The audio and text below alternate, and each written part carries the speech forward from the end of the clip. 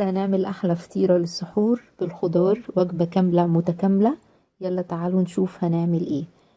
أنا بتكلم على نص كيلو من الدقيق.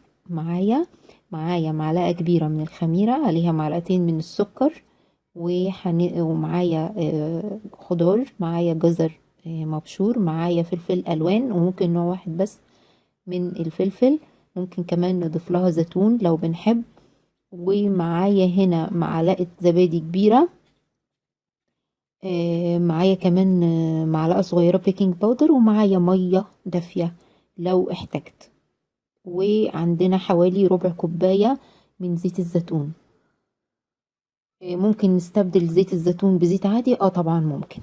باخد حوالي 3 معالق من الدقيق على الخميرة والسكر عشان اعمل البوليش زي ما احنا متعودين على طول في كل المخبوزات بتاعتنا. هنزل عليهم بحوالي نص كوباية من المية الدافية، وهقلب. وزي ما قلنا في كل فيديوهاتنا اللي قبل كده، البولش قوامه بيبقى عامل زي الكيك او زي الزلابية. واهم حاجة في البولش ان احنا ما نخليش فيه اي كتل خالص نهائي، علشان الكتل دي لو ما دابتش وكان قوامه ناعم خالص بتفضل في العجينة وبتبقى مش حلوة خالص، بتبقى مكتومة وبتفضل باينة في العجينة بتاعتنا. زي ما انتوا شايفين انا بقلب لحد ما كل الكتل تختفي. شايفين القوام بتاعه عامل ازاي؟ زي ما انتوا شايفين. هركنه على جنب وهنتظر من 10 دقايق لربع ساعة.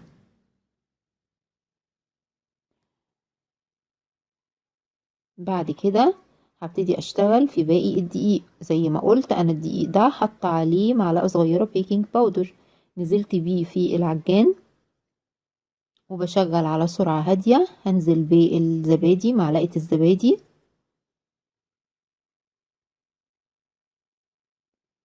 وهنزل بحوالي معلقتين من الزيت ومعلقة خل كبيرة.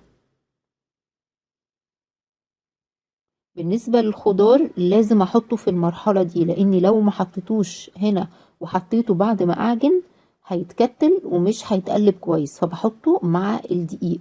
وخلوا بالكم ان الخضار بتاعي فيه نسبة مية كبيرة، فممكن ما تحتاجوش مية للعجن، كل واحد حسب نوع الدقيق بتاعه. دلوقتي بعد ما قلبت الخضار كويس والبولش بتاعي عدى عليه حوالي ربع ساعة، نزلت بيه على الخليط عندي زي ما انتوا شايفين اهو،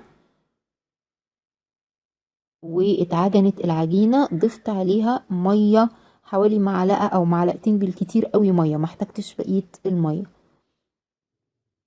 خلاص هرش رش الدقيق تحت العجينة وفوقيها.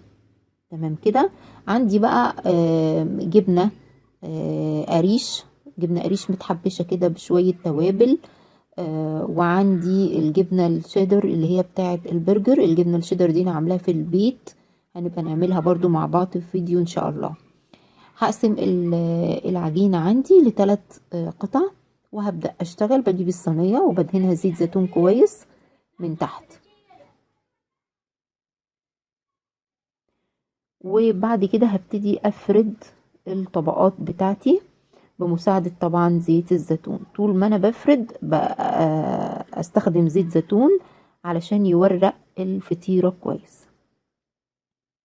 فردت الطبقة الاولانية وهنزل عليها بالجبنة القريش المحبشة بالتوابل اهو هفردها كويس قوي على الطبقة الاولانية بالشكل ده.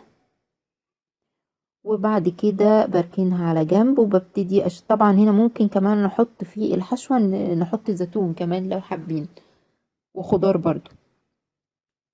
دلوقتي هبتدي افرد الطبقة التانية بره، وهرفعها واحطها فوق الجبنة اهو زي ما انتوا شايفين كده اهو. برضو كله بمساعدة زيت الزيتون، وبروح دهناها برضو بزيت زيتون. كل ده عشان تورق معايا ما تبقاش مكتومة.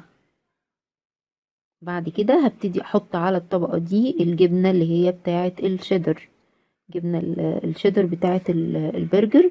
هبتدي اقطعها كده واحطها على الطبقة التانية.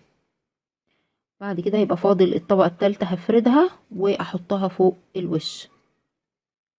الفطيرة دي يا جماعة وجبة كاملة متكاملة، مش هحتاج فيها اي حاجة غير اني هسخنها واقدمها على السحور بس.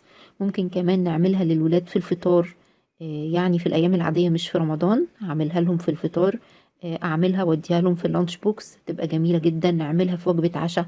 دلوقتي انا خلصت اخر طبقة وبدهنها بزيت الزيتون زي ما انتوا شايفين كده، وهبتدي اعمل لها شوية فينش كده على خفيف. ممكن طبعا هي كده تمام وتدخل الفرن بعد ما ترتاح ربع ساعة، لكن انا حابة اعمل لها شوية فينش كده خفيف.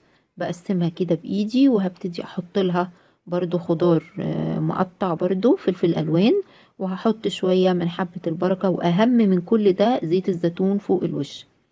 بدخلها على فرن حامي 200 درجة، مشغلة الفرن عندي من تحت بس لمدة 10 دقايق.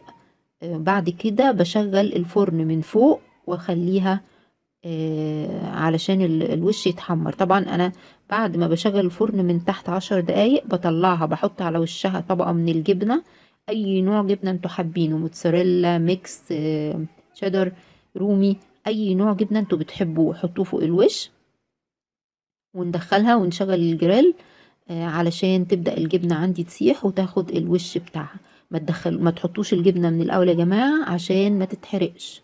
أنا بحط هنا فوق وشها اهو. بصوا، حطيت معلقة من القشطة، ودي إضافة من عندي، مش شرط إن انتوا تحطوها، ده انتهى بمعلقة من القشطة. ودلوقتي حطيت الجبن اهو. بصوا شايفين الشكل ده كده بعد ما الجبن ساحت اهي، زينتها بشوية من الجزر في النص.